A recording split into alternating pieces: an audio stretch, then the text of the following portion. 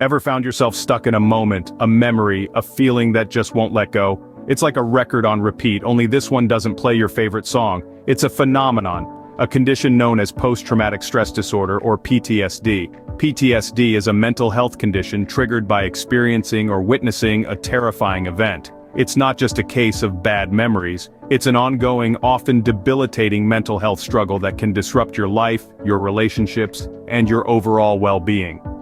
Now, you might be surprised to learn that PTSD is not a one-size-fits-all condition. It actually comes in several forms, each a unique response to trauma. First off, there's classic or typical PTSD. This is what most people think of when they hear PTSD. It's characterized by flashbacks, nightmares, and intrusive thoughts about the traumatic event.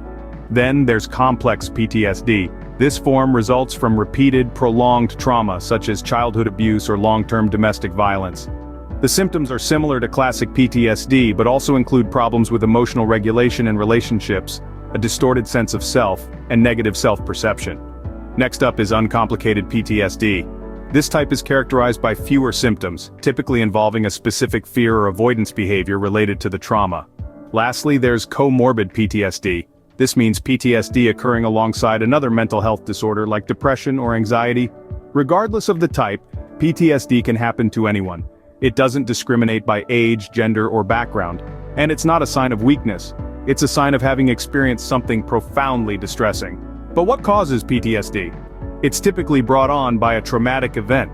This could be a car accident, a natural disaster, an assault, or a war. It could also be the result of long-term exposure to stress, such as living in a war zone or growing up in an abusive household. So, how would you know if you or someone you know has PTSD? Symptoms vary but often include intrusive thoughts, avoidance behaviors, negative changes in mood and cognition, and alterations in arousal and reactivity.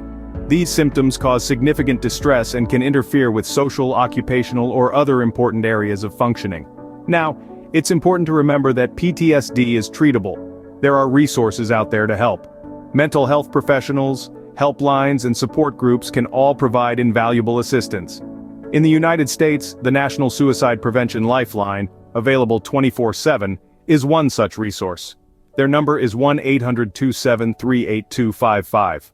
Online, you can visit websites like the Anxiety and Depression Association of America at ada.org, or the National Institute of Mental Health at nimh.nih.gov.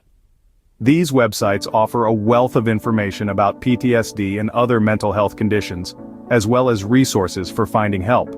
Remember, reaching out is the first step towards recovery. You don't have to face PTSD alone. And there you have it, a brief overview of PTSD. It's a complex condition, but understanding it is the first step in addressing it. So if you found this video helpful, be sure to hit that like button and subscribe for more content like this. And if you have a suggestion for a future mental health topic, don't hesitate to drop a comment below.